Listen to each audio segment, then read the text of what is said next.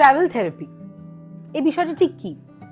আগেকার দিনে ডাক্তাররা বলতেন না, একটু জল হাওয়া বদলে এসো, দেখবে মনটা ভালো লাগবে। এটার পেছনে একটা কিন্তু বৈজ্ঞানিক ব্যাখ্যা আছে।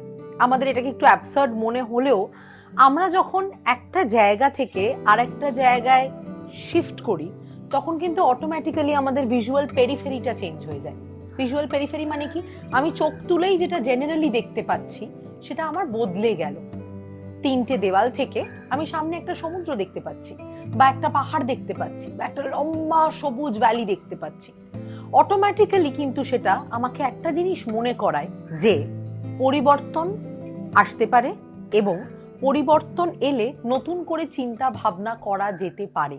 যখন আমাদের আশেপাশের পরিবেশটা পাল্টায় সেটা আমাদের নতুন করে ভাবতে হেল্প করে, নতুন করে আমাদের পার্সপেক্টিভ তৈরি করতে হেল্প করে, and automatically our approach towards life develops. পাহাড়ের সামনে যেমন দাঁড়ালে অনেক সময় মনে হয় কতটা বিশাল, সে তার সামনে আমার সমস্যাগুলো হয়তো অনেকটাই ছোট এবং সেটা হয়তো ডিলেবল, অতিক্রম করা যায়। মানুষ যদি ট্রেকিং করে পাহাড় টপকাতে পারে তাহলে আমি আমার সমস্যাগুলো টপকাতে পারবো না কেন? বা সমুদ্রের ঢেউ অনবরত আসছে দেখলে যেটা একটা জিনিস মনে হয় যে nothing is constant, every single thing gets washed away by something new.